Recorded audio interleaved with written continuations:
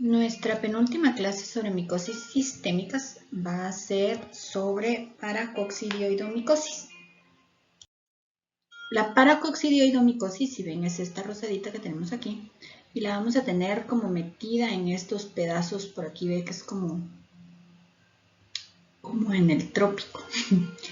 Y resulta que paracoccidioidomicosis también hay llegándonos a nosotros. O sea, recuérdense que Centroamérica está afectada por lo de Norteamérica y por lo de Sudamérica, ¿verdad? O sea, nosotros somos el punto de convergencia de las dos. Entonces está causada por Paracoccidioides brasiliensis.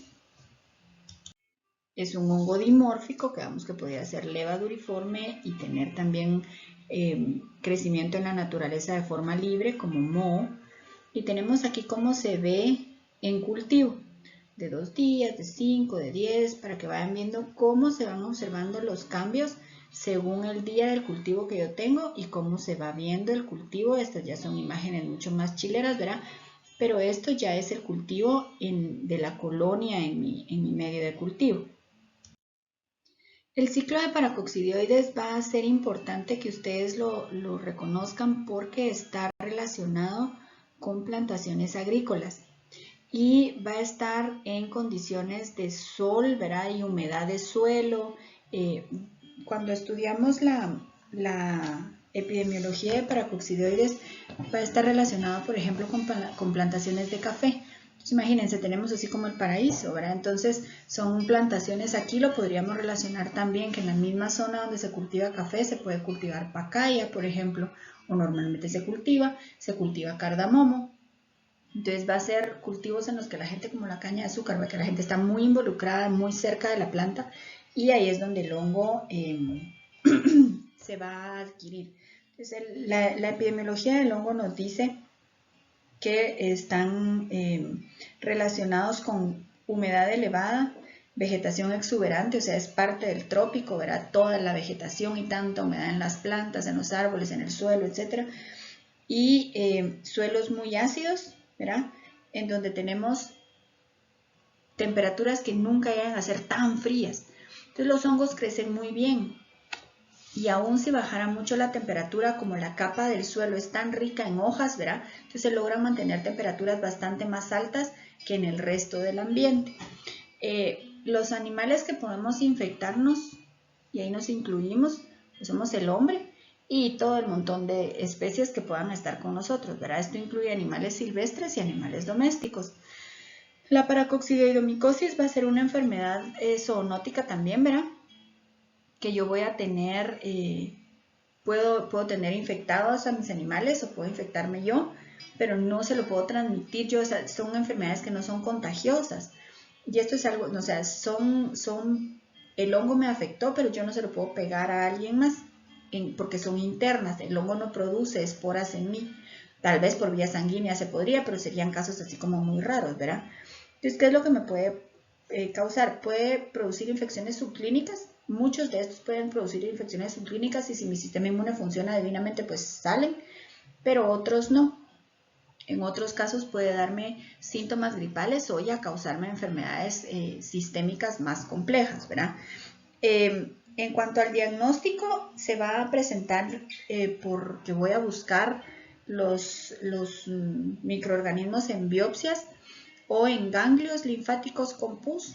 Puedo buscar líquido cefalorraquídeo, esputo, o sea, yo voy a estar buscando la estructura levaduriforme.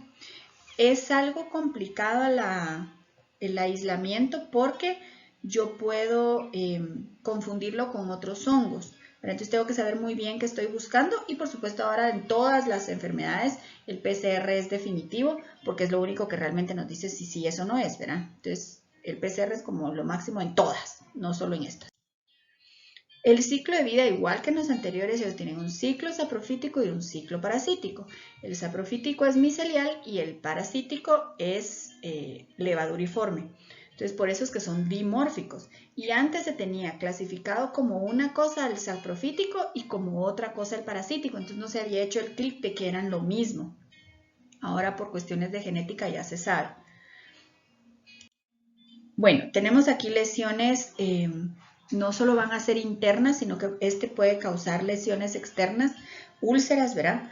En este caso son úlceras muy dolorosas, entonces las personas en este caso sí les van a poner atención, pero no son rápidas, sino que son lentas y muchas veces no son inmediatas a la exposición, sino que yo estuve y después me dan, ¿verdad? Entonces normalmente no se asocian con lo que hice cerca, sino que se asocian todo con lo que hice cerca, pero no con lo que hice hasta allá.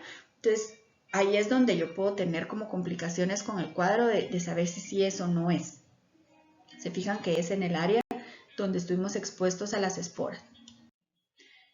Tenemos aquí cutáneos, parecen tiña, tal vez, pero la tiña no tiene estas expresiones húmedas adentro, ¿verdad? Esto es después del tratamiento para que vean que el tratamiento pues sí funciona, ¿verdad? El tratamiento funciona. Se administra por periodos largos, porque como es sistémico tengo que administrarlo por periodos largos.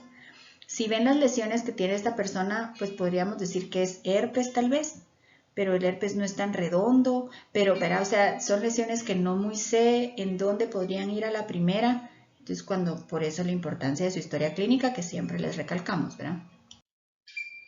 Tenemos también aquí esto es una imagen muy terrible de qué pasa en la boca.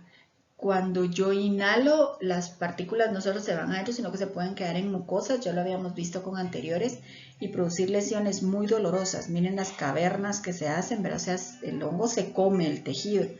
Y tenemos una lesión aquí en la lengua, una lesión aquí en el labio y una lesión aquí en la nariz. Y recuérdense que son lesiones igual aquí en el labio, se ve la lesión, son lesiones que yo voy a tener en personas que son agricultores que normalmente no le ponen atención a su salud. Si no me paraliza, no le hago caso, que tienen umbrales de dolor muy alto y que tienen muy poco acceso a salud, ¿verdad? Entonces, ojo porque paracoccidioides sí hay cerca y posiblemente en nuestro país, ¿verdad? Somos una zona en la que podríamos encontrar muy fácilmente casos de esto.